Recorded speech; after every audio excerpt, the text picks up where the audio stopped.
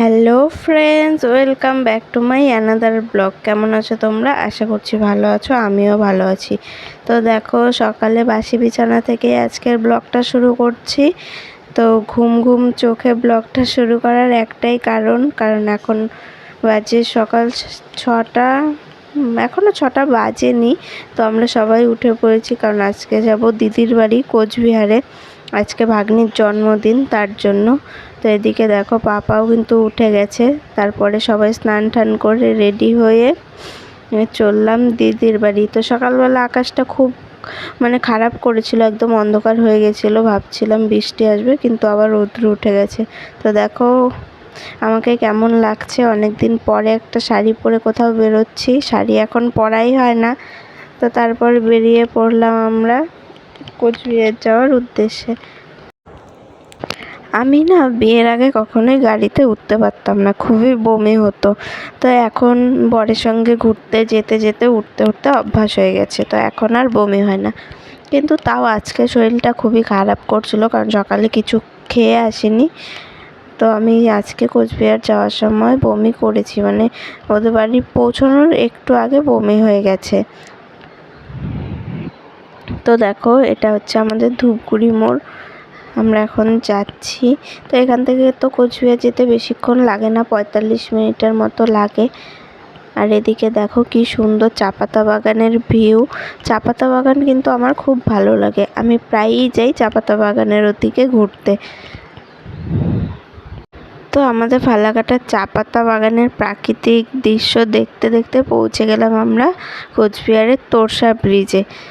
তো দেখো ব্রিজটা কত ভালো লাগছে, তার জন্য তোমাদের সঙ্গে শেয়ার করার জন্য একটু ভিডিও করে নিলাম।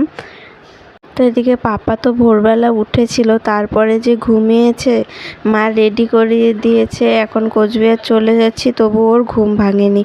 তো দেখো আমরা কোচবিহার দিদির বাড়ি চলে এসেছি। আর এদিকে দিদি পাপাকে বরণ করছে, কারণ আমাদের বাড়িতে না এই বরণটা হয়নি।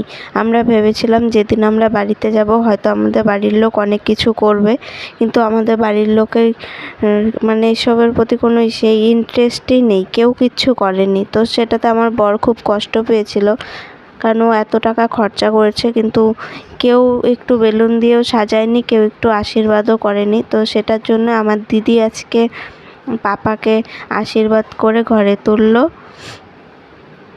তো আমারও খুব ভালো লাগছিল, যেটা আমাদের বাড়িতে পাইনি সেটা পাপা এখানে পাবে। তো চাইনি এই কথাগুলো শেয়ার করতে, কিন্তু কিছু কিছু সময়ে বলতেই হয়। তো যাই হোক, দিদিদের বাড়িতে পৌঁছে যে পাপা উঠেও গেছে, তো পাপাকে আমি খাওয়াচ্ছিলাম। আর এদিকে বর নিয়ে গেছিলো আম, সেগুলোই মা দিচ্ছিল, আমার ভাগ্নি আর ভাগ্নেকে। আর এদিকে দিদি পাপাকে আদর করছিল। তো দিদিরও শরীরটা ভালো না, তার মধ্যে আজকে পাপাকেও সুই দিয়েছে 3টে। তারপরে আমি চলে এসেছি এদিকে ভাগ্নির জন্য 5 রকমের ভাজা করতে, আর ওদিকে দিদি উনুনে রান্না করছে চিকেন আর ভাত। তো আজকে রান্না হয়েছিল অনেক কিছুই, 5 রকম ভাজা, মাছের ঝোল, মাংস, আর কি চাটনি, এসবই করেছিলাম। তো এই দেখো ভাগ্নিকে সাজিয়ে খেতেও দিয়ে দিয়েছি। তারপর বিকেলে আমরা একটু ঘুরতে বেরিয়েছিলাম। তো গাড়িতে আমরা কয়েকজন গিয়েছিলাম, মাউইমা, দিদি আর আমি আর ভাগ্নি, আর জিজু আর আমার বর গেছিলো স্কুটিতে। তো আমরা কোথায় গিয়েছি বলো তো, কমেন্টে জানিও এটা কোন মন্দির। তো জানি তোমরা জানবেই, তবু বলছি কমেন্টে জানিও এটা কোন মন্দির। তারপর বাড়িতে চলে আসার পর এদিকে কেক কাটার প্রস্তুতি হচ্ছিল, কারণ আমরা তো বাড়িও চলে আসবো তার জন্য। তো এদিকে তাড়াতাড়ি করে কেক কেটে তারপরে আমরা বাড়িতে চলে আসবো। তবু বেজে গেছিলো প্রায় 9টা, 9:30টার মতো ওদের বাড়ির থেকে বেরোতে বেরোতে বেজে গেছিলো। তো এদিকে দেখো সোনামার কেক কাটাও কমপ্লিট। আর ওদিকে আমার পাপা খুব কান্না করছিল, তার জন্য মা পাপাকে রাখছিল, তার জন্য আরও আমরা তাড়াতাড়ি বাড়িতে আসার সিদ্ধান্ত নিলাম, যে পাপা খুব কান্না করছে, পাপা থাকবে না ওখানে, যেহেতু অচেনা জায়গা।